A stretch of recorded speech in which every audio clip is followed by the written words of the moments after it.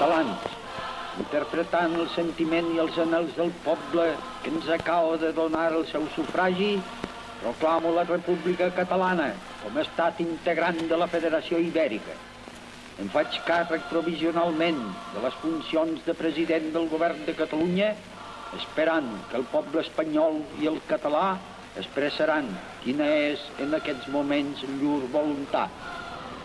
En proclamar la nostra república, fem arribar la nostra veu a tots els pobles d'Espanya i del món, demanant-los que espiritualment estiguin al nostre costat i enfront de la monarquia borbònica que hem abatut.